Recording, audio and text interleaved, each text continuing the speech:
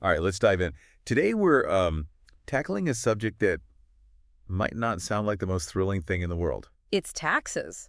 Yeah, the tax implications of electric company cars here in the UK. Yeah. But honestly, stay with us on this one because if you're thinking about getting a new car Yeah. and you like saving money, Absolutely. this is for you. This is the one. We found this really cool article. Yeah. And we've got our expert here to break it all down. Yeah, it's fascinating stuff because, the UK government is actually using the tax system Oh, to try and encourage people to make more eco-friendly choices. So interesting. we're going to unpack how that works. And it's really a win-win for your wallet Right. and for the planet. Okay, I'm intrigued. Yeah. First things first, though. What exactly IS, company car tax? Yeah. Like, what does that even mean? So it's not as scary as it sounds. Okay. The main thing to understand is what's called a benefit in kind tax, or BARC for short. Back. Okay. And essentially, it's not just about the car itself. It's about the benefit you get from using it Okay. personally. So, like, my company gives me this awesome electric car, Right. and I use it to run errands on the weekend. Yeah, That's what they're taxing. exactly. Yeah, and the way it works in the UK is that electric cars Okay. have the lowest BIC rates, Okay. which means you'll pay less tax than someone driving a gas guzzler.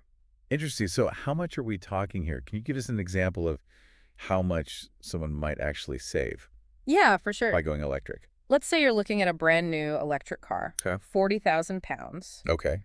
The BIC rate on that at the moment is 2%. Okay. So the taxable amount is only 800 pounds.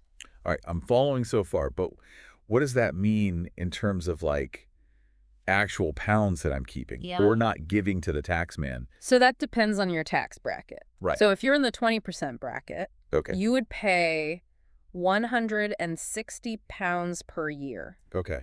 in company car tax for that 40,000 pound car. And if you're in the 40% bracket, Yeah. it'd be 320 pound a year.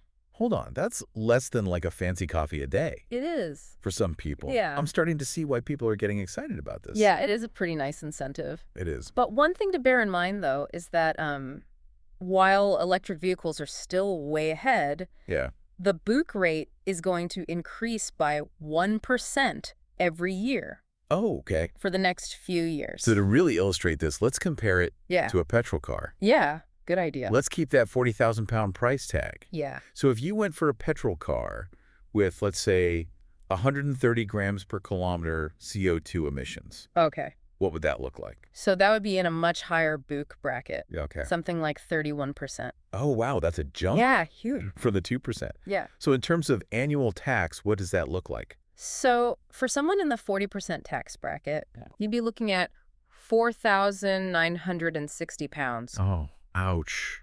per year in company car tax. Compared to the 320 for the electric. Yeah, exactly. Wow, suddenly those lattes don't look so expensive. Not at all. So, I mean, this really highlights the incentive To to go electric right now. Yeah, absolutely. But what about hybrids? Yeah. I know you mentioned that not all hybrids are created equal. Yeah, so you've got your conventional hybrids, which can't be plugged in. Right. And then you've got plug-in hybrids, or PHEVs.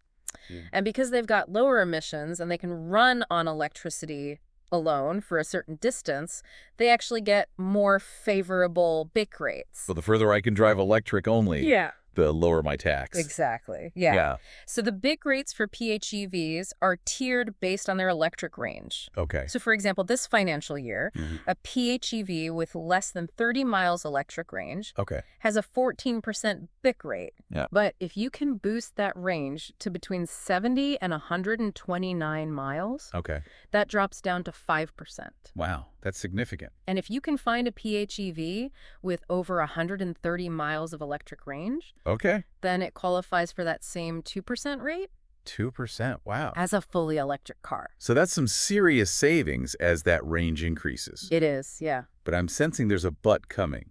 There is a but. Are the PHEVs also going up? So PHEV BIC rates are also going to see that 1% annual increase for the next 3 years. Okay, so there's still a good option for Still a fantastic option. Yeah. Yeah. But keep that in mind. Keep that in mind. Before we move on, Yeah. I'm interested in electric vans Okay. because I heard there's a whole other set of rules for those. Yeah, this is where things get really interesting, Okay. especially if you use a van for work and personal use. Right. So with petrol or diesel vans, Yeah. you only get tax implications if you use it loads for personal use. Okay. But with electric vans, Yeah. The UK government has actually made them completely tax-free, Wait, seriously? even if you use them for personal stuff. Tax-free, so I could be a delivery driver You and could. go on a camping trip on the weekend? You could. And I'm fine. You are totally fine. That's amazing. Yeah, it's a big advantage. It is. And that's just the beginning. There are actually loads of other incentives for businesses Okay. to go electric as well. Oh, lay it on me. What else is there? So there's the workplace charging scheme, Okay. which helps businesses cover the cost of putting in those all-important charging points. Right. And then you've got plug-in vehicle grants, which can really reduce the upfront cost of buying electric vans, trucks, and taxis. So it's not just about individual drivers saving money. No. It's about making that whole transition Yeah. easier. Exactly, making it more affordable for everyone. All right. That's pretty cool. It is, yeah. It's a big commitment Yeah. to a greener future. So we've covered like BIC rates. We've compared the tax. We've talked about some of the amazing incentives for businesses. We have. What do you say we take a little break? Sounds good. Come back and dig into some of these other juicy details in part 2. Let's do it. Welcome back. Ready for round 2. I'm feeling energized. Before the break, we were talking about all those cool incentives for businesses, Right. like reduced national insurance and the plug-in vehicle grants. Yeah. It's pretty impressive how the UK government is trying to make electric cars more appealing. It really is. They're using all sorts of ways to encourage people to go green. And speaking of financial details, we were starting to talk about Right. capital claim allowances. Yeah. And I have to admit, I got a little lost there. Right. Can you remind us, Sure. what exactly are those and how do they work? So basically, capital claim allowances are a way for businesses to get tax relief Okay. when they invest in things like vehicles. Okay. It means they can deduct part of the cost of the vehicle Right. from their profits each year. So instead of like a one-time deduction, Right. it's spread out over time. Exactly. And the great thing is that for electric vehicles, Yeah. these allowances are even more generous. Okay. So businesses can write off a bigger chunk of the car's value each year. I see. So another way to sweeten the deal. Yeah, absolutely. Now, we've talked a lot about the financial benefits, Right. which are obviously great. They are. But are there any downsides That's a good question. or challenges with these tax breaks? You have to remember that these incentives, they're kind of like artificial interventions in the market. Right. They're there to speed things up, Yeah. to get more electric vehicles on the road, Mm. which is good for the environment, but what happens when they eventually go away? Oh, interesting. Yeah. Could we see like a sudden drop in sales, or will the industry be strong enough by then? That's the million-dollar question. Right. It's something that policymakers are trying to figure out. Okay. There's a risk that we create a bubble, and then when the bubble bursts, yeah, it could be tough for the industry. It's like taking away a kid's pacifier too soon. Exactly. I want to do it gradually. Right. Make sure they're ready. Absolutely. So they're long-term challenges to think about. Yeah. What about from the employee side? Okay. Are there downsides to having an electric company car? Yeah, it's important to think about the practical stuff, too. Mhm. I think for a lot of people, the main concern is charging. Right. Charging anxiety. Yeah, What if you're on a road trip and there's nowhere to charge? exactly. Or what if all the chargers are different and you need a special card or something? Yeah, those are valid worries. They are. It really depends on where you live and how much you drive. Right. If you're in a city with lots of charging points, maybe it's not an issue. But if you Uh-huh. do a lot of long journeys Yeah. or you're in a rural area, you need to do your research. So it's not just about the tax benefits. Yeah. It's about how the car fits into your life. Exactly. Now, speaking of practical considerations, Mhm. I know our article mentioned salary sacrifice Yeah, and how it's really good for electric company cars. it can be. But to be honest, I'm not really sure how it works. Okay, so salary sacrifice can be a really good way to save money, Okay. especially with those low BIC rates we were talking about. Right. Basically, it's an agreement between you and your employer Okay. to reduce your salary before tax Right. in exchange for something like a company car. Okay. So in this case, an electric car. So instead of getting my full salary, yeah, some of it goes towards the car before I pay tax on it. that's the idea. Okay. And because your taxable income is lower, Right. you end up paying less income tax and national insurance. And since the BIC rate is already low, Yeah, you save even more. exactly. It can be a pretty significant saving. I see the appeal. Yeah. But are there any catches with this salary sacrifice thing? Well, you need to be careful Okay. because it can affect other things, Like what?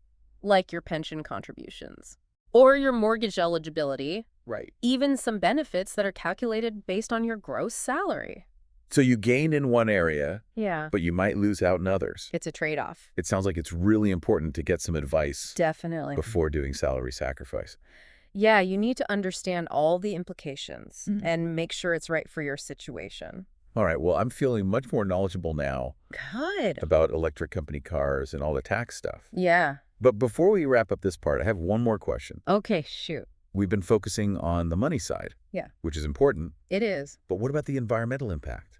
Right. Isn't that a big reason for pushing electric cars? Absolutely. That's kind of the whole point. Right. The government wants people to choose cleaner transport to get us off fossil fuels. So by making electric company cars more affordable, Yeah. they're hoping to steer us towards a greener future. Exactly. It's like a nudge in the right direction, using financial incentives. But aren't there still some environmental concerns? Well, it's not perfect. Like the batteries and the mining? Yeah, you're right.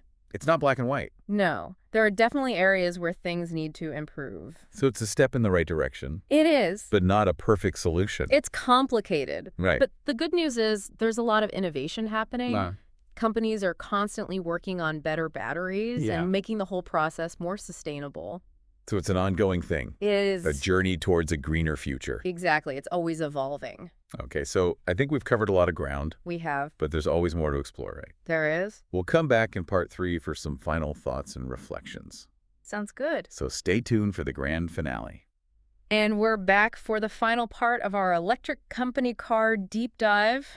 We've talked about the tax benefits, the long-term picture, and even the environmental stuff. Yeah, and now it's time to kind of zoom out a bit and think about the bigger picture. So electric cars are becoming more popular all the time. Right. So what happens to those generous tax breaks we've been talking about? Yeah, will they still be around if everyone's driving electric? That's a really interesting question.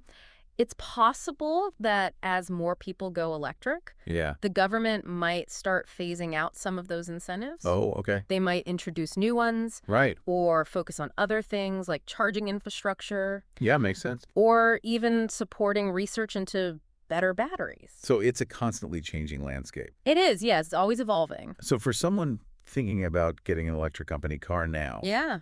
should they jump in while the deals are good Hmm? or wait and see what happens? I think the key is to stay informed. Okay. The tax benefits might not be the same in a few years. Right. So keep an eye on what the government's doing, Hmm. what's happening in the industry, Yeah. and what kind of new technology is coming out. So it's not just about looking at the numbers right now. It's about understanding the whole picture. Exactly. You got to think long term. Right. Yeah. Okay. Before we wrap up, Yeah. one last thought. Okay.